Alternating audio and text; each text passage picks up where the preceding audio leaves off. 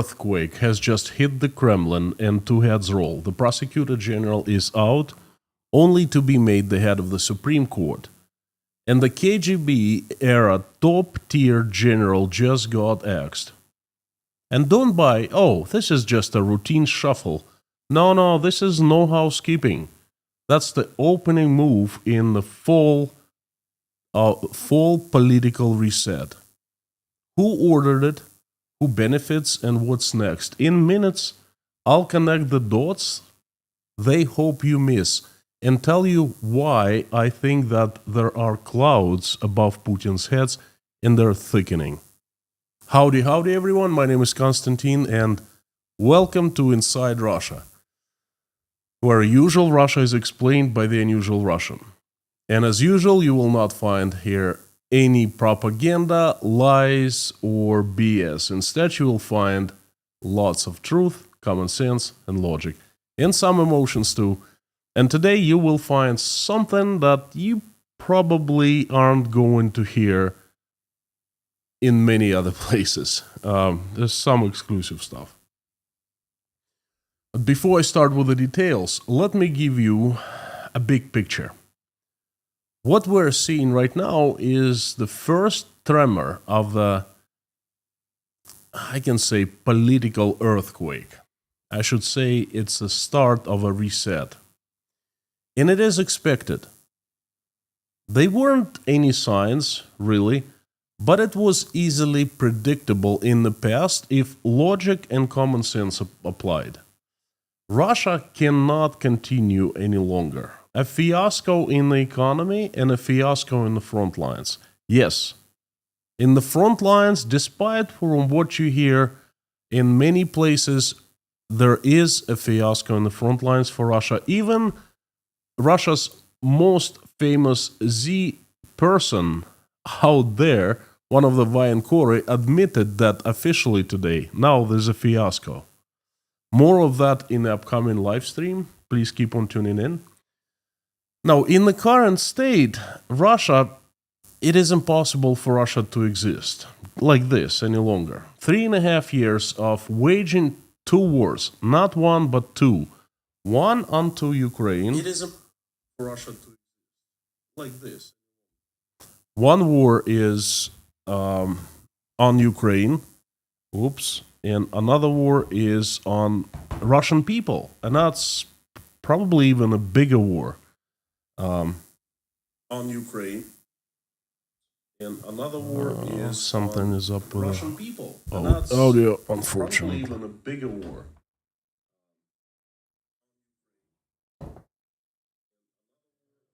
Something.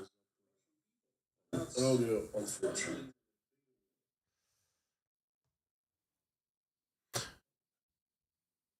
Gosh. Anyway, this.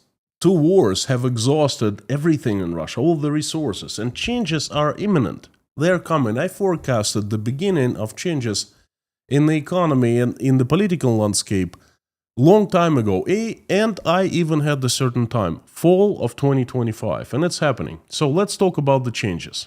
As of today, beginning of September, Russia's Prosecutor General Igor Krasnov is on the way out of the prosecution and on the way to become the head of the Supreme Court of Russia. And the deputy head of the 5th Department of the Secret Police KGB, Dmitry Milutin, was just axed a couple hours ago. This is very, very fresh news, straight from the oven. First, let's talk about the Prosecutor General. First, who is the guy? Well, meet Igor Krasnov, a fairly young statesperson born in 1975, 49 years old, in Archangel. He is a career state investigator who became Russia's Prosecutor General in January 2020 after years as Alexander Bastrykin's deputy at the investigative committee. Alexander Bastrykin is a person who studied with Vladimir Putin in law university, in the same group. So very close friend. Krasnov oversaw marquee cases such as Boris Nemtsov's murder investigation and earlier high-profile personal attacks and assassination attempts. Krasnov holds the rank of the General Lieutenant of Justice with a seat on Russia's Security Council. In January 2025, Putin reappointed Krasnov for the second 5-year term, and what you need to know of Krasnov, besides the official information, is he is a loyal servant of Putin's regime and Putin himself, a very effective and full of energy promoter and defender of the vertical of power. He is somewhere in the foundation of Russia's oppression system. Basically, he got promoted to the highest level of the vertical of power for making right decisions when they needed to be made, when he was investigator and state prosecutor. He's not about justice, he's about serving the Tsar and serving the system. And in late August, he applied as the Kremlin's choice to head the Supreme Court, signaling a judicial power realignment in Russia. Why Kremlin choice, you ask? Couldn't he just decide to apply for the job independently, just to change jobs, to become the head of the Supreme Court? Because Krasnov never worked at the judicial system in Russia, in courts. Not one single day. By law, he cannot become the head of the Supreme Court. But just 4 days before his application, on August 22nd, Russian President Putin personally made him Заслуженный юрист России, the honored lawyer of Russia. That award, along with Krasnov's advanced degree in law, allowed him to get the job of the head of the Supreme Court. So on the 26th of August, Krasnov applied for the job. And now he's the only candidate, well, surprise, surprise, and he's awaiting for approval from the Russian Senate. He will get the job, there's no question about that. He is the head of the Supreme Court. It's just a matter of days, perhaps weeks. Now, at first sight, his promotion doesn't make any sense. It's more of a demotion than promotion. Right now, Igor Krasnov has real power consolidated in his hands. Incredible power. He commands an army, tens of thousands of state prosecutors. They're everywhere in Russia. His real power is that he can open criminal investigation, criminal case against anyone and put anyone to prison. And he answers to no one except for Putin.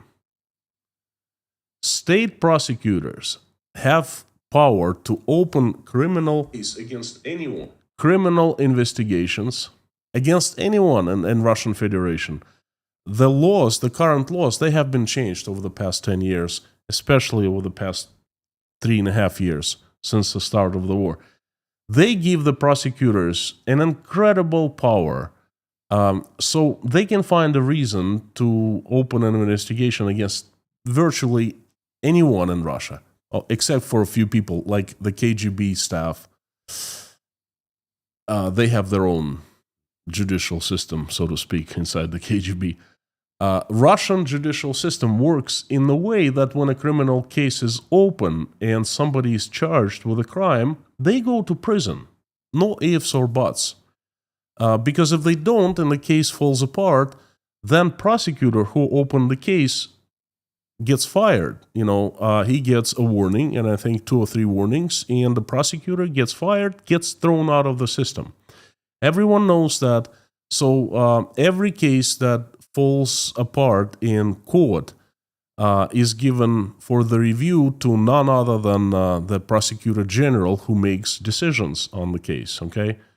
And the Prosecutor General is the boss of this system. Now, state prosecution in Russia has many purposes, and one of the most important, of course, is to serve the Tsar to keep his political power, political status quo. It is state prosecution that has eliminated the political opposition in Russia completely. There's no one left. That has created the system of oppression. That has put fear into the minds of Russian people. That's state prosecution. And the boss, the general prosecutor, has unlimited power over that system. Putin and his inner circle are the decision makers, and the state prosecution is the hands that do things as ordered. That's the vertical of power. Then, of course, the state prosecution has other goals too.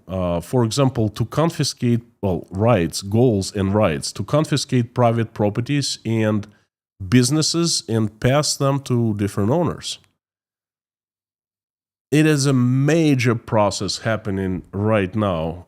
Передел собственности, the redistribution of assets and money. Most large successful businesses are confiscated, are under attacks. The prosecution, the KGB, they're like sharks trying to get big, fattest bites out of the non-state companies. Okay, so most large successful businesses are confiscated and their rightful owners are thrown to prison, in prisons, and that's the state prosecution that does it. Igor Krasnov is currently among 10 most powerful people in Russia. Yet, he applies for the job of the head of the Supreme Court. The head of the Supreme Court, and Supreme Court in general, is a more formal organization, and its head is a more formal job with so much less power compared to state prosecution. In Russia, courts are not independent. For Krasnov to move from the Prosecutor General to the head of the Supreme Court is more like honorable retirement. Only Krasnov is only 49 years old. He's full of energy, great health, smart, brilliant mind. I'm not talking about his heart, but his brilliant mind. And he's getting fired, he's getting retirement, he's moving to the Supreme Court. What the hell? It doesn't make any sense. Only at first sight. It does make sense when we start looking inside the vertical of power, dissecting the layers of its flesh. Let's talk about that. It's a power struggle. It's the war of the power clans. You see, in Russia, current regime consists of a few power groups. They are children of Vladimir Putin. At the same time, they are supporters of Vladimir Putin. They helped to get him into the power, and he is helping them to enrich themselves. And also, he is keeping them in constant war with each other. That's the guarantee of him continuing being the Tsar, being number one. So there are a few power groups. In Russia, they're sometimes called power clans or the elite clans. They accumulate certain powers in their hands, and the power is absolutely different. And, it's like when you play a computer game and you can choose between certain characters, a warrior, brute force, mage, spells, things like that, usually a small guy, a fast guy who uses speed. The same thing, the power clans, they have different powers and different properties. But the more power such clan has, the stronger it is. The more power it gets, the stronger it becomes. Now, let me give you an example so you understand what I'm talking about. I know if you don't know Russia, if you haven't been to Russia, haven't worked in Russia, it's really difficult to understand what I'm talking about. Now, Let's take one oligarch. Let's say a very rich guy who somehow got his hands on, let's say, a metallurgical plant, one of the largest in the world, and he's raking in cash in unbelievable speed.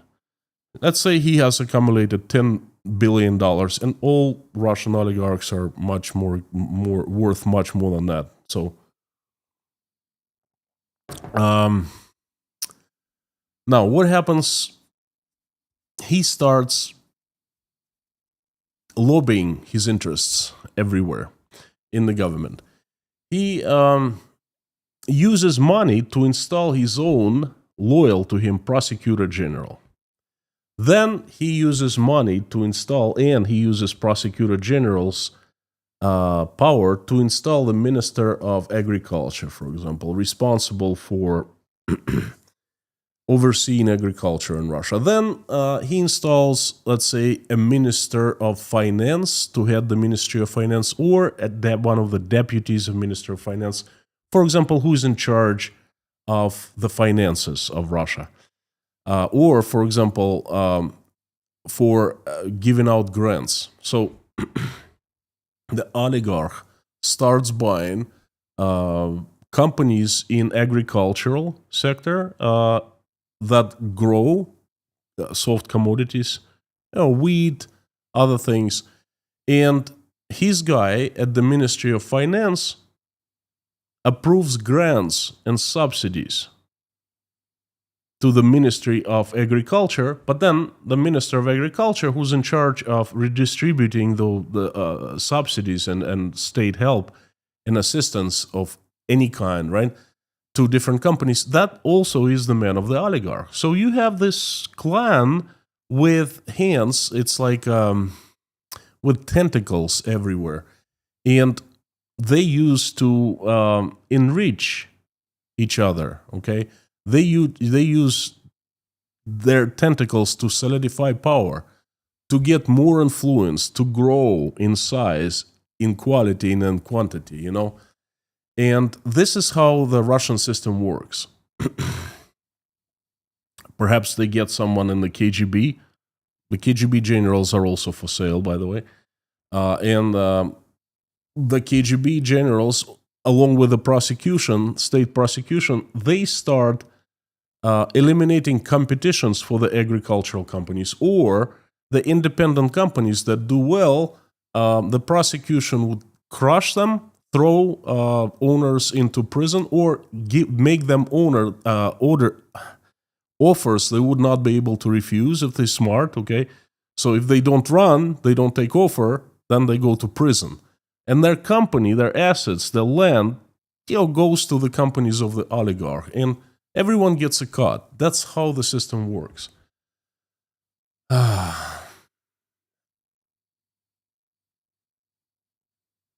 Their power clans are very different in strength, in size, and in quality. Some are close to Putin, some are less close to Putin, but all of them, they consist Russian state, Russian regime, Putin's regime. Okay, that's the ugly machine, animal, whatever we call it, your name.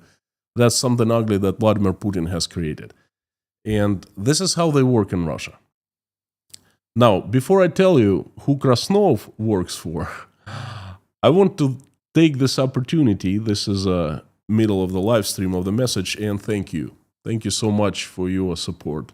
Thank you for watching, liking, commenting, praying along with me, sending me your love. Thank you so much. Thank you for being part of Inside Russia community.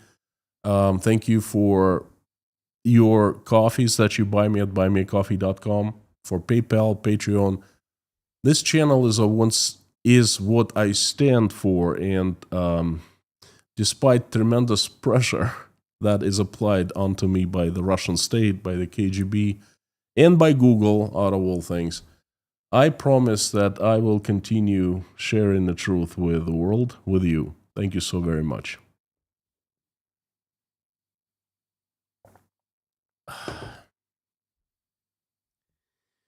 Krasnov protects interests of Igor Sechin. Sechin is another oligarch. Well, he's not even an oligarch. He is a giant in Russian state. He is another one of the most powerful people in Russia. He might very well be in top 5. A former personal assistant of Vladimir Putin, worked for Putin in early 90s when Putin was a nobody. He was loyal to Putin. He was doing a very good job assisting him.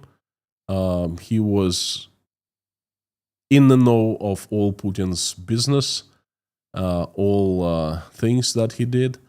And later, when Putin moved to Moscow, he took Sechin along with him and made him one of the most powerful people in Russia. Sechin owns one of the world's largest oil companies called Rosneft, and that company was stolen from another Russian oligarch, former oligarch, Khodorkovsky.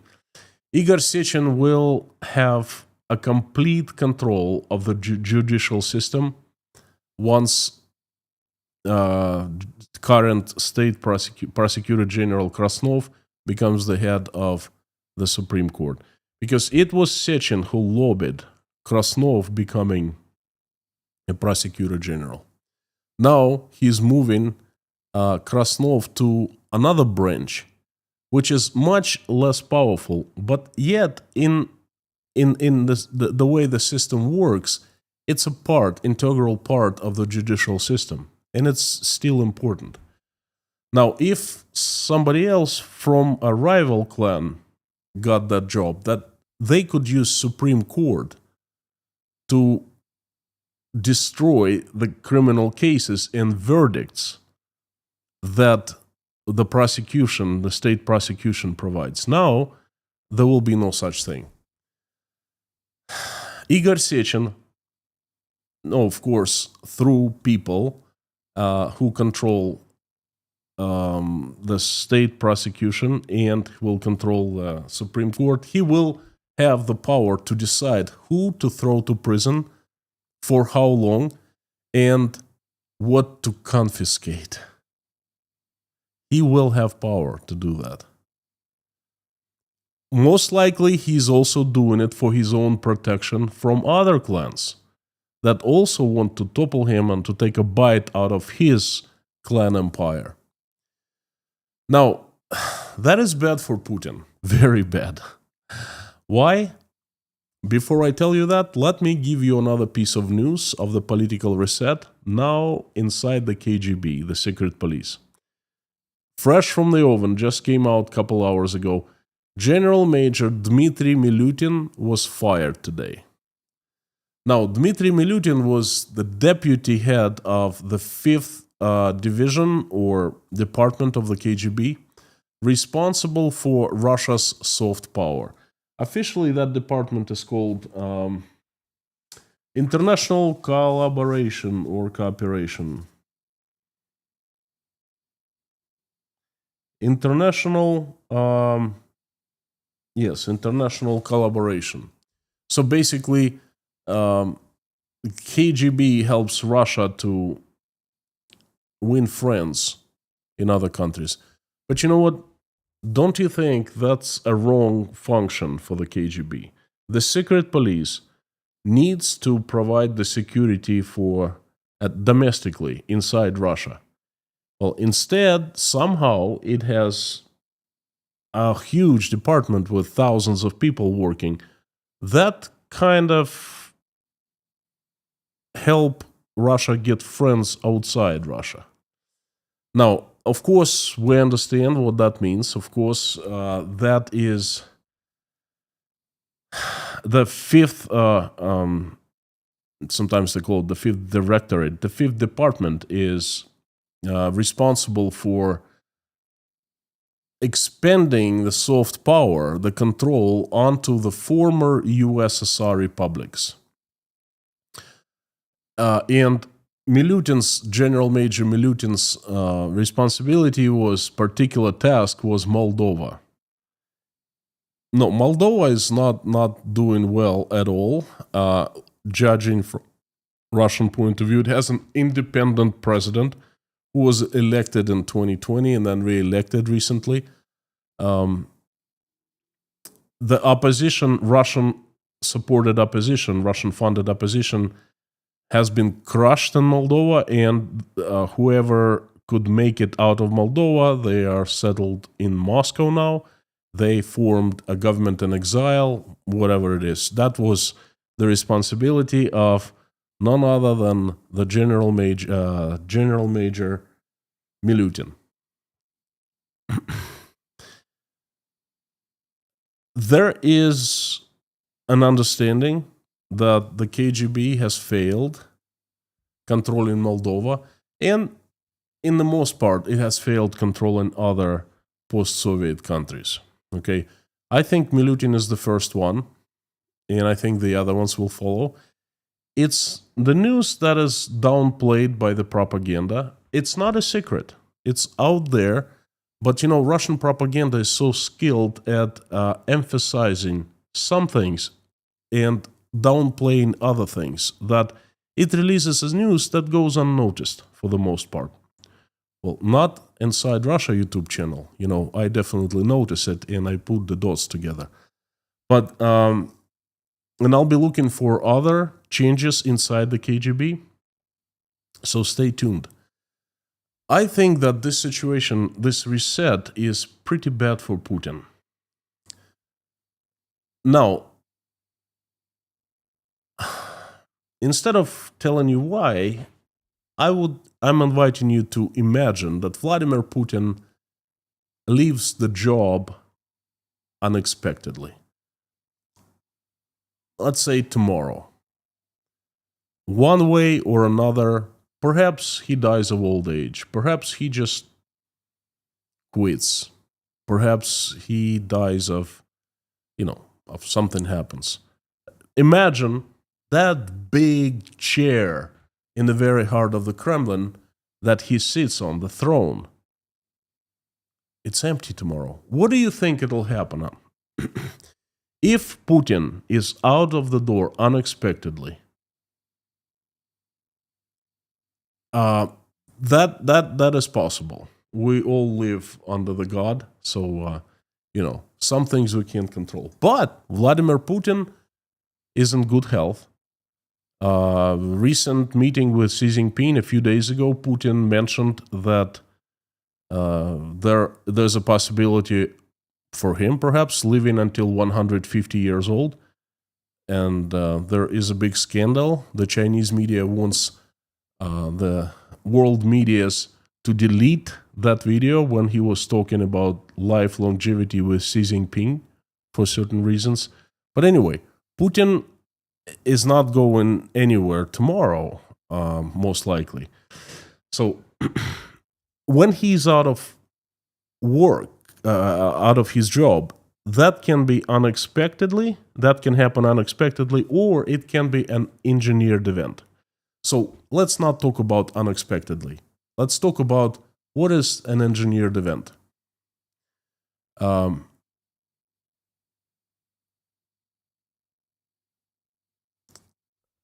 Most likely, something happens to Putin, it'll be an engineered event. There's one catch. The conditions of such event, they must be right. In these conditions are when Vladimir Putin is not needed. Let's just imagine what happens when he is no more tomorrow. That throne is empty. There are power clans. There are quite a few of them, and they're all strong enough. And every single power clan wants to install their own Putin. What happens? Chaos. Chaos. That'd be chaos on the streets, fighting, war, blood, negotiations. You see, every single clan now has a private army. Some are weaker, some are stronger, but they saw the Prigozhin's private army, Wagner, and they saw how effective that army was. So Even Moscow government has their own private army. Okay, that's a security firm that's supposed to be taking care of providing security to Moscow subway, but in reality, it has different purpose. So chaos, and no one needs chaos because chaos is unpredictable. The power clans wants to make sure that when Putin is out, it's them who benefit. The conditions need to be that when Putin is not needed. But when such conditions appear, what kind of conditions are they? When one clan consolidates enough power, weakens or devours other clans, that when Putin is out of the door, that clan automatically claims the power. When that happens, Vladimir Putin is out of the door the very next day. And Putin is a genius in being the center of the Politburo, of this political system he's created. He's been making sure that no clans get too powerful. He keeps the clans in the current constant state of war. And once one clan starts getting too much power, for example, it acquires a resource, let's say a prosecutor general, Vladimir Putin beefs up other clans, or he cuts someone from the clan that is getting stronger. And this is the Game of Thrones. There's a series on TV, you saw that. That's what's happening in Russia. And it's a constant state of war. And when judicial system, all levels of the judicial system, is consolidated by one clan, by one person, or perhaps of a few people in the clan, because it's really hard to run clan by solely. Most likely there's a politburo inside every clan, a few people who make decisions, just like mafia. You know, there are bosses, there are consiglieres, and it's very similar. So anyway, when one of the system is consolidated, Putin simply becomes not needed. Imagine that judicial system is consolidated. You know, imagine that courts of all circuits and all levels are controlled by one person or one clan. And something happens to Putin, and they install, from that clan, they install a person who is the successor of Putin. What can other clans do? They can't go to court. They can't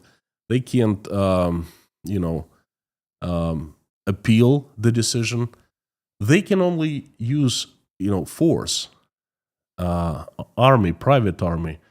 But then if, let's say, if the power clan consolidates some other clans, for example, army inside, and puts it on his side, or the KGB, then it simply becomes the force that no one can fight, that no one can win over.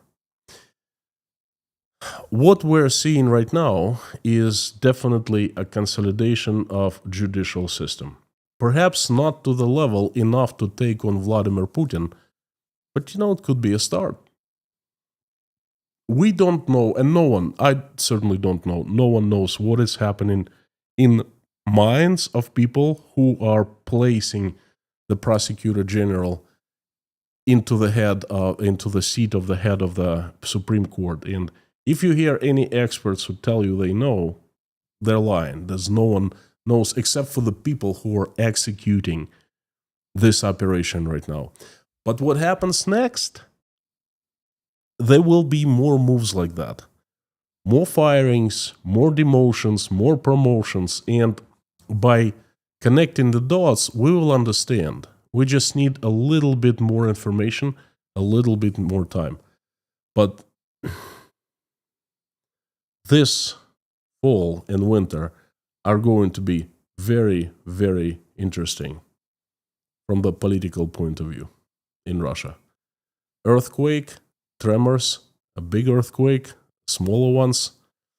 It's going to be fun. Thank you very much for watching. I hope you enjoyed today's message. I hope you found it interesting, educational. I don't sign off yet. I invite everyone to continue in the live stream chat. I will try to answer your questions and read your comments as much as I can. We have about 15 minutes or so, or 20 minutes. Stick around. This is my most favorite part of any live stream. The live stream chat is on. This is when it comes alive.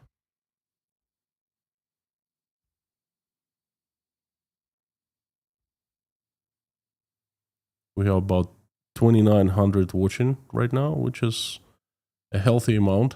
It's going to be a very interesting live stream chat. Give me a second to open the chat window.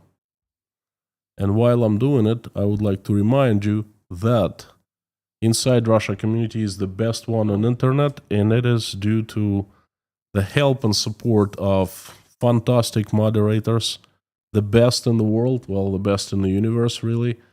Lorna, Mami K, Harry Potnin, Bob S, and Amir Fazad. Thank you, friends. Thank you so very much.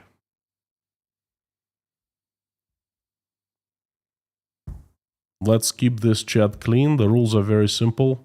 No insults. Please respect each other. No discussion of US politics. It's definitely not the place for that. Be nice to each other. And that's it. Thank you so much for coming, the usual suspects. And one last thing before I start. If you want me to notice your comment or question easier, please put it in all caps, put Inside Russia after @ so I see it highlighted in a large orange box. Much easier for me to see. And if I don't see something that you write, it doesn't mean that I ignore you. I don't like you. It means I just missed it because there's so many comments you see they going like this usually. So thank you so very much for coming, the usual suspects. Jodes, thank you for stopping by at the different live stream I had earlier today at Brain Drain channel. We had a podcast, live stream, Meet Your New Neighbor, about immigrating into the USA. We had a very nice scientist today. She lives in Austin, Texas with her husband. Anyway, Jodes, Sam K, thank you for stopping by. Leitmotiv, Pamela, John McLean, hope your dieting is going well. Stefan, guten Abend. Alu, Roy Cousins, London, Scott, Kermo, Dale, Lilith Eden, thank you for stopping by. Ronnie, Sam the Legend K, you know who. We have Shiva in the house. That's from Belgium, you know. Belgium Shiva. That's good. I like it. Pixel Checksum, guten Abend. Liz Dumbrell, long time no see. I hope you're doing well. Tyler Douglas, howdy howdy. Pamela, Mikael Lindros from Finland. Samsa, Alu, Scott, Jodes, Sandra Workman, hello. Friends, if you have any questions, I am ready to answer. Throw anything you like at me. If it's about Russia, most likely I have an answer for you.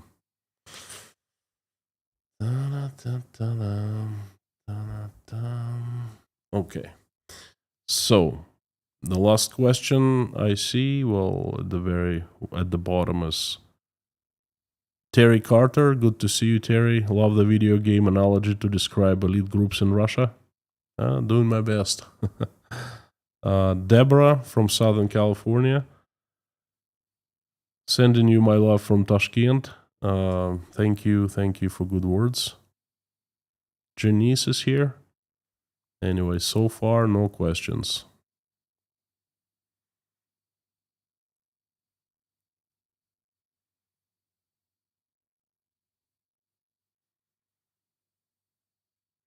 Karina Sainton, I am always looking for your videos. Thank you so much for your videos.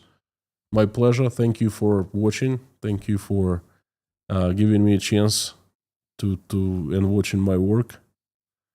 Thank you. John Richards from Colorado. Alexandru, how long do you think that Putin regime will still be in place? Also, for how long you think they will afford the war? Just wondering what's your opinion on those things. Now, there are big earthquakes coming to Putin's regime soon. Russia is waging 2 wars. 3 wars really. One is in Ukraine. Another one is on people of Russia. And the third war is on the world. It's a soft war. Russia is pushing its propaganda.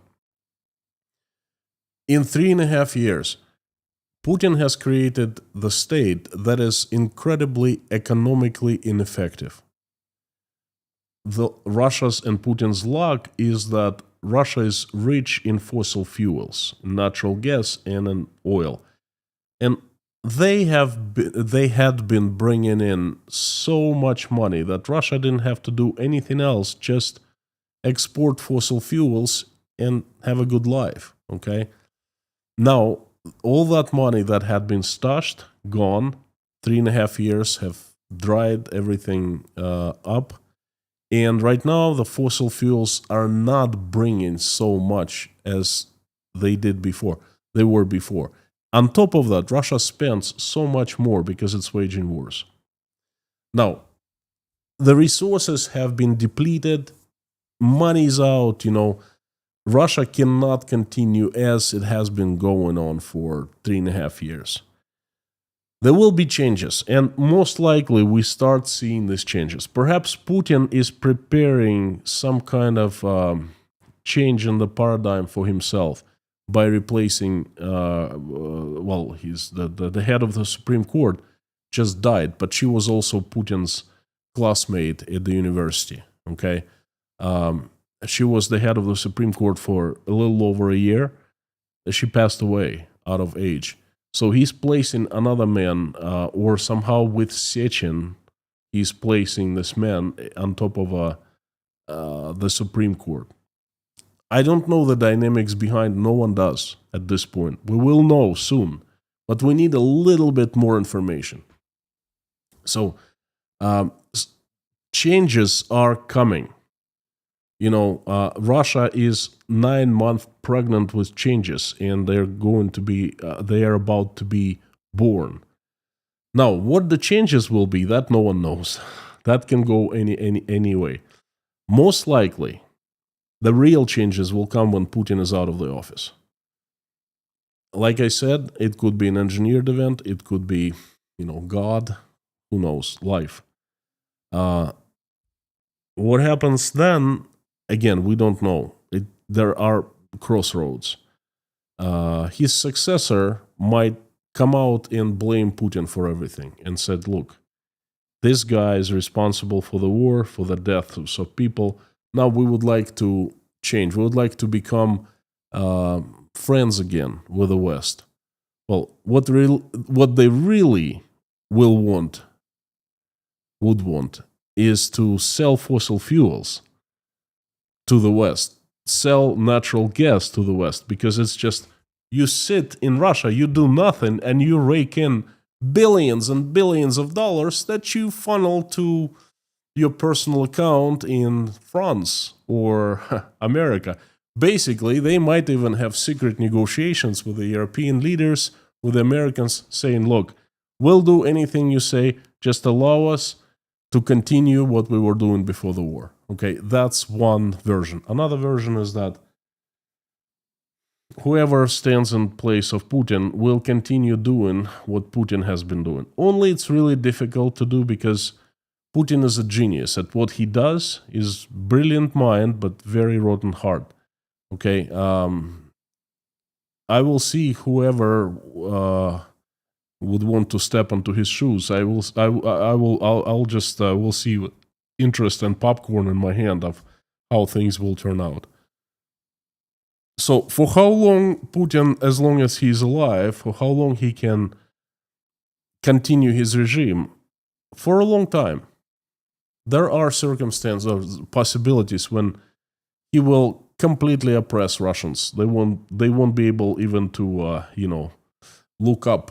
Not talking about standing up. Okay, and they will be starving, but there will be a war going on. It's just they're spending so much money right now on the war, and they cannot advance in Ukraine. They're at the peak of their spendings, at the peak of their amount of missiles and drones they make, at the peak of probably even people. Okay, so my forecast for Russia is not is not that great. But they can continue the war, or they can freeze it and have it for a long time.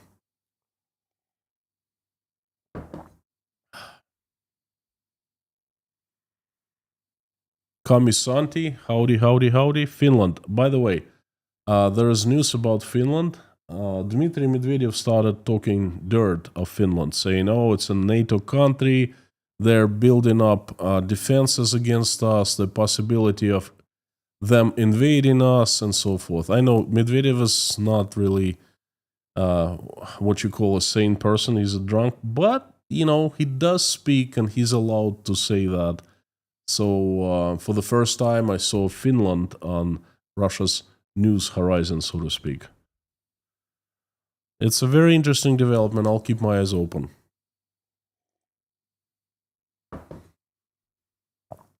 Algeria. Wow, Yasin, howdy. Good to see you again.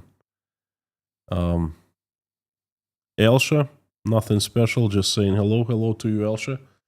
Thank you for stopping by. Feels like light at the end of the tunnel. Good or bad, we don't know. You know what, Ronnie, you're right on. We don't know, but the changes are happening.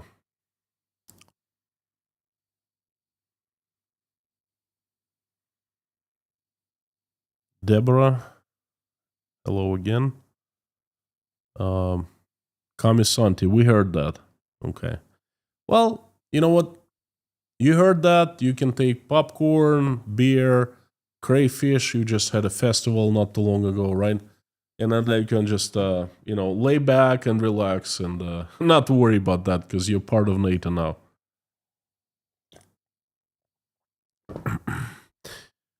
Equarg, do you think Prigozhin 2.0 is possible? Of course it's possible. Moreover, it's probable. Only not in the way that Prigozhin, executed his mutiny, but in a different way, but with help of private army. As I said before, all oligarchs, all not oligarchs, but all power clans, and some oligarchs are members of power clans, some are heads of power clans, but they all have private armies in one way or another.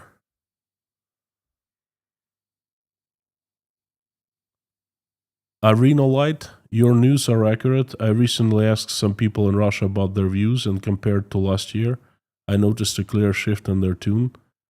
They are actually acknowledging it. Thank you so much. Good to know. I'm not bragging, I'm a fairly modest guy, but most of things that I forecast and report, they come true, It's simple. I use common sense and logic, and I know Russia quite well. I know the laws that Russia is run on. I know the dynamics, the physics of inside of Russian state. That's why.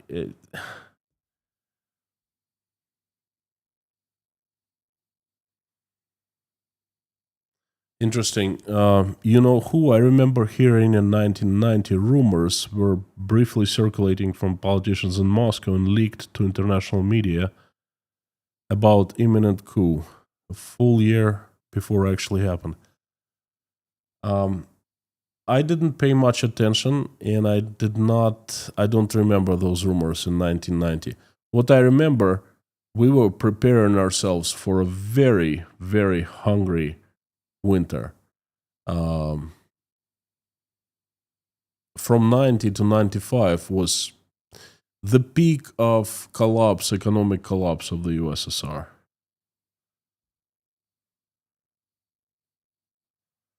Samiland, good to see you. Pro-humanity and pro-democracy people unite. I like that very much. Storm Rider, if there are all those shake-ups at the moment, what are the consequences for Ukraine and the war? There are no consequences. It's a completely parallel process. Putin is controlling everything that is about the war, about the military-industrial complex. Right now, those are shake-ups. They're not earthquake. They're more like tremors. Okay, the earthquake will come later, or the earthquakes. So you wait and see, and we don't have to wait for long. I forecast changes in fall of 2025. I forecasted in the beginning of the year, and I still stand on my word.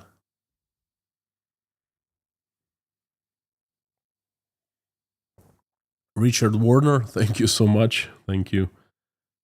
So we have about 5 minutes to go. Good evening. What percentage of Russian society truly support Putin? Where are his strongholds? Greetings from Germany. I cannot tell you whether strongholds. I think more universal support. About 80% of people are supporting. Brainwashed and supporting. His support is growing, unfortunately. And this victory that he has been proclaiming starting, May 9th, it has improved his image. His visit to Alaska, oh my God, it elevated him to the status of Vladimir the Great, because he was invited to America. He was made unshakable, not unshakable again, invited back to the political stage. Then he flew to China. He's the victor. Okay, that influences Russian people a lot. Russian propaganda has been intensifying this knowledge inside Russia domestically, and it's working, unfortunately. In Russia, they think America is at the knees because Putin defeated it by flying to Alaska. That's not true, but that's how it appears in Russia.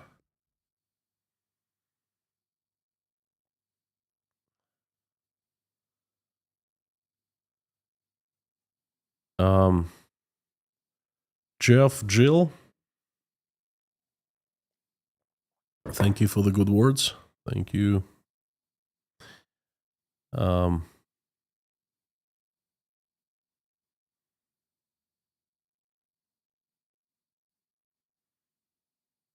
Sherleaf, howdy.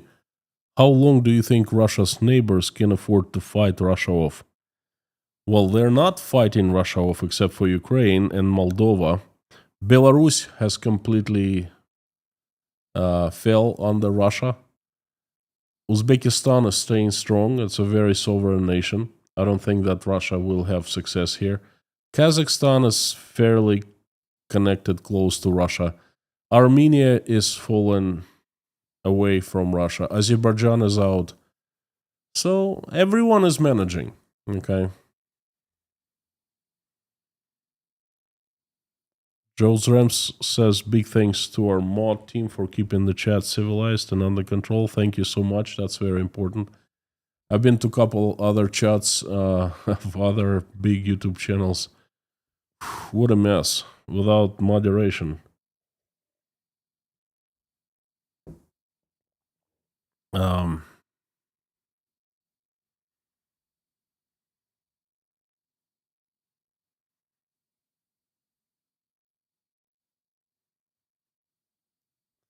Wesley Pullman.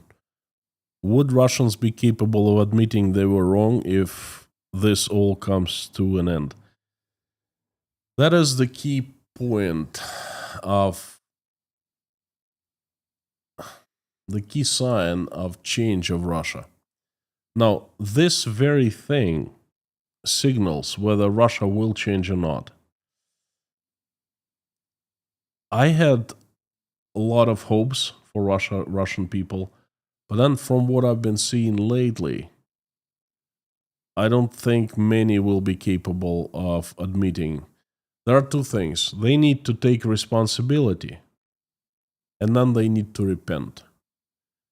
And I don't see it happening among most of Russians, unfortunately. That's very sad. And it hurts me to say that. That's the country where I'm from, you know. Kate Topfield, if the war ends to Russia's defeat, will brainwashing be required to have Russian people to understand and accept the scale of what they've done made possible? I have thought of that because now whoever comes after can destroy propaganda machine or can use it in his or her own advantage. If the brainwashing will be required and Russians will not change, then forget, you can cross Russia out. It's not going to change. The changes, they cannot be brought by propaganda installed into your minds, because once the propaganda changes in 30 years or 20 years, just like it changed in 2014, it changed in the USSR, it kind of disappeared, and then it rose again. And Russians fell for it, okay? Only if the changes originate in your heart, only then you can truly be free. You can truly be forgiven. You can truly rebuild your country. If it's installed into your minds, then whoever comes next would install something different. So I think that the propaganda needs to be destroyed, and some checks and balances must be created in Russia to make sure that the propaganda would not rise again.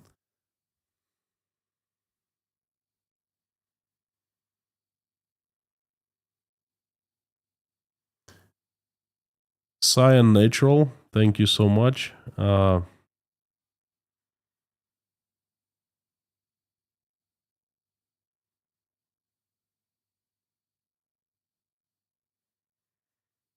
Ninja Biker, that's the last question I'm going to take. It's a very good one. Who would start the uprising? People from Moscow? Would it be from the people, for the people from the outskirts? Definitely not Moscow. Moscow is celebration after celebration, plenty of jobs, perfect healthcare system, perfect education system, perfect public transportation system. People in Moscow are living happy life.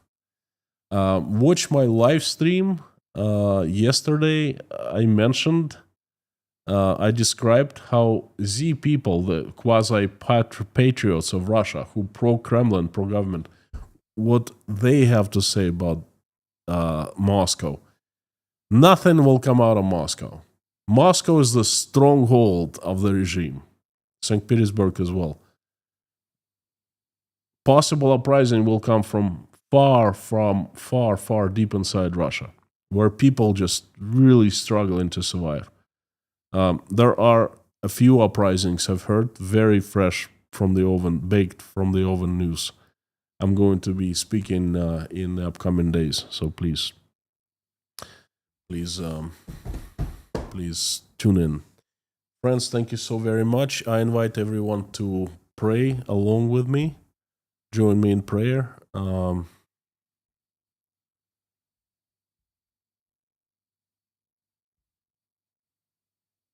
We have 2,800 people right now. If you're religious, please join me. If you're not religious, also please join me. Because to me, there's no difference. To me, God is love, and I have not seen one person who doesn't have love in his or her heart. So no matter how you call this process, sending good vibes to people, sending good wishes, asking universe, to me, it's the same. So please join me in prayer.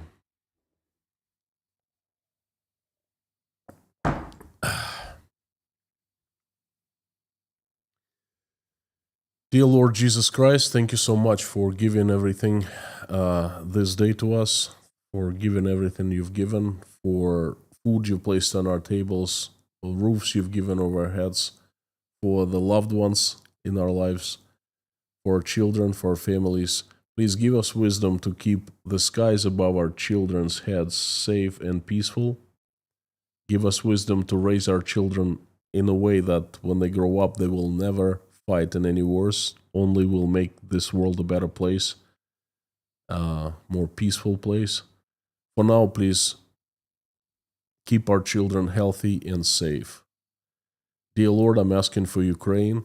Please bring peace to the country, stop the bloodshed.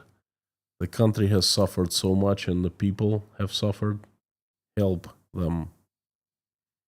Help every single Ukrainian who has been affected by the terrible tragedy.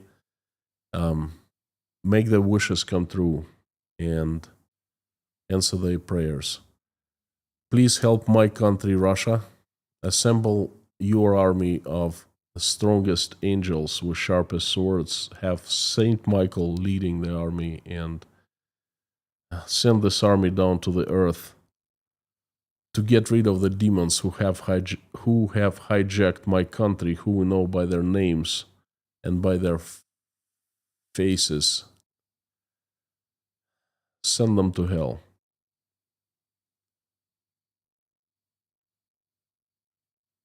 Please help good Russians run their country to make it peaceful, loving, and respecting again. Dear Lord, please help everyone who is traveling, send them safe travels. Help everyone who is seeking for asylum of any kind. Please send good people their way and help those who are in danger of any kind. Send them safe harbors.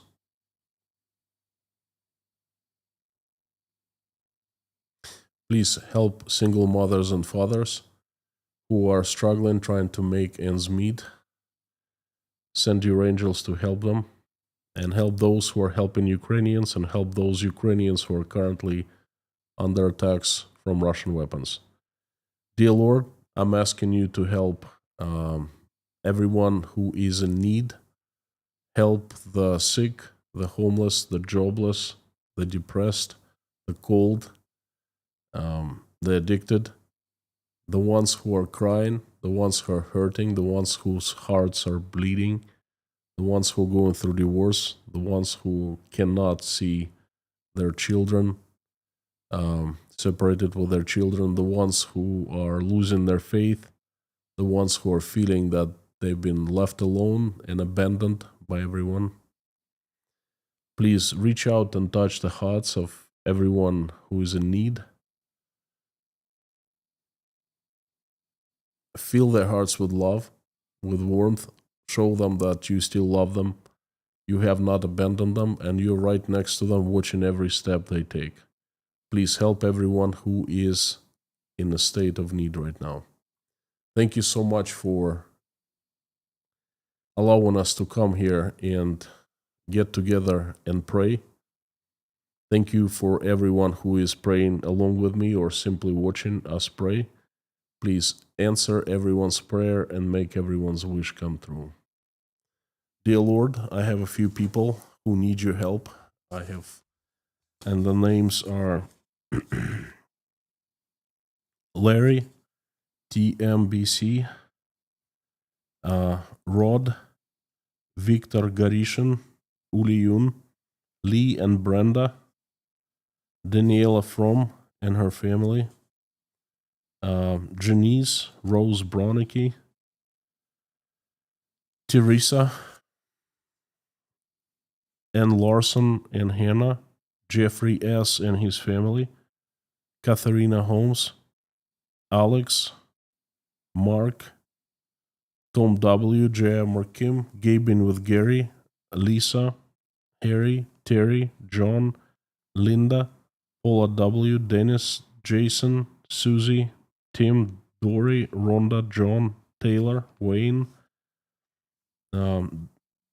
Darla, George Ruberty, Pamela, Meta, David Porter, his family, and everyone who is in Chernovtsi, Ukraine, Leif, Randolph, Grace, Dean Spooner and his church, Yelena, Natasha, Michael, Jake, Oля, Dasha, Sky, Svetlana, Sergey, Liz, Ron, Koshkin Dom, Sandra, Mike and Mike, Petra, Joseph, Obaid, Millie, Philip, Eileen,